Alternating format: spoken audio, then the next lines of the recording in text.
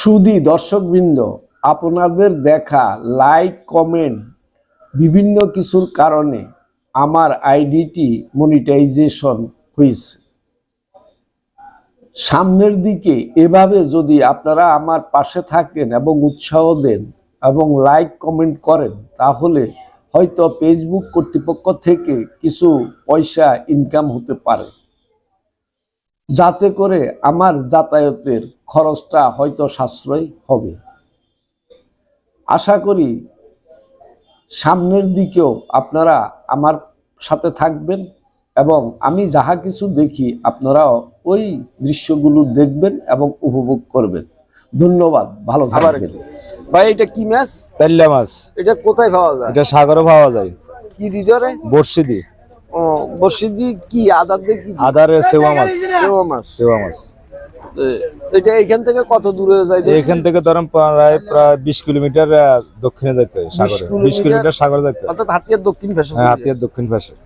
ও, ঠিক আছে। কত বেচছেন ভাই মাছ এগুলি? 5500। 5500। এখানে কতগুলি হবে মাছ ওজন?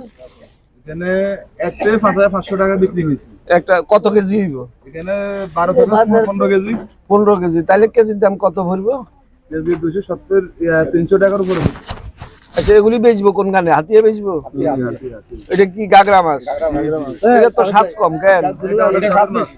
শীতকালে স্বাদ বেশি। ও, 600, 600, 600, 600, 700, 700, 800, 800, 800, 800, 800, নগদ 800, 800, 800, 800, 800, 800, 50, 50, 900, 900, 900, 900, 900, 900, 1000, 1000, 1000, 1000, 1000, 1000, 1000, 1000, 1200, 1300, 1300, 1300, 1400, 1400, 1400, 1400, বাংলা বাজার মাছঘাটের আজকের সকাল বেলায় মাছ বিক্রির দৃশ্যপটগুলো আপনাদেরকে দেখাচ্ছি।